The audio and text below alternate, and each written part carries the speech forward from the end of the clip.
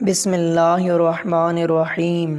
لڑکیوں کے اسکول میں آنے والی نئی ٹیچر خوبصورت اور بااخلاق ہونے کے ساتھ ساتھ عملی طور پر بھی مضبوط تھی، لیکن اس نے ابھی تک شادی نہیں کی تھی۔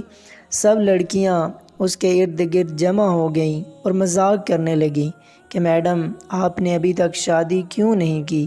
میڈم نے داستان کچھ یوں سنانا شروع کی۔ ایک دفعہ ایک خاتون کی 5 بیٹیاں تھیں۔ شوہر نے اس کو دھمکی دی کہ اگر اس دفعہ بھی بیٹی ہوئی تو اس بیٹی کو باہر کسی سڑک یا چوک پر پھینک آؤں گا۔ خدا کی حکمت خدا ہی جانے کہ 6ٹھی مرتبہ بھی بیٹی پیدا ہوئی اور مرد نے بیٹی کو اٹھایا اور رات کے اندھیرے میں شہر کے مرکزی چوک پر رکھ آیا۔ ماں پوری رات اس ننھی سی جان کے لیے دعا کرتی رہی اور بیٹی کو اللہ کے سپرد کر دیا۔ دوسرے دن صبح باپ جب چوک سے گزرا تو دیکھا کہ کوئی بچی کو لے نہیں گیا۔ بچی ساری رات ادھر ہی پڑی رہی۔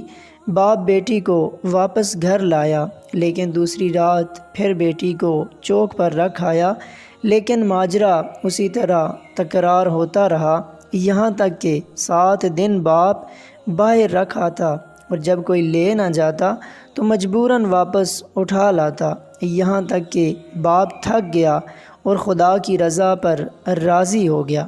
اور پھر خدا کا کرنا ایسا ہوا کہ 1 سال بعد ماں پھر حاملہ ہو گئی اور اس دفعہ اللہ نے ان کو بیٹا عطا فرما دیا، لیکن کچھ ہی دن بعد بیٹیوں میں سے ایک فوت ہو گئی، یہاں تک کہ 5 بار حاملہ ہوئی اور اللہ نے 5 بیٹے عطا فرمائے، لیکن ہر دفعہ اس کی بیٹیوں میں سے ایک اس دنیا سے رخصت ہو جاتی۔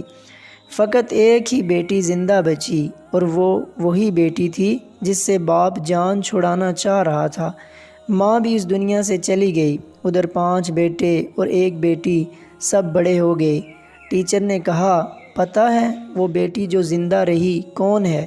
وہ میں ہوں، اور میں نے ابھی تک شادی اس لیے نہیں کی کہ باپ اتنا بوڑھا ہو گیا ہے کہ اپنے ہاتھ سے کھانا بھی نہیں کھا سکتا، جبکہ کوئی دوسرا نہیں جو اس کی خدمت کرے، بس میں ہی اس کی خدمت کیا کرتی ہوں۔ اور وہ 5 بیٹے کبھی کبھی آ کر باپ کا حال احوال پوچھ جاتے ہیں، جبکہ باپ ہمیشہ شرمندگی کے ساتھ رو رو کے مجھ سے کہا کرتا ہے، میری پیاری بیٹی، جو کچھ میں نے بچپن میں تیرے ساتھ کیا اس پر مجھے معاف کرنا۔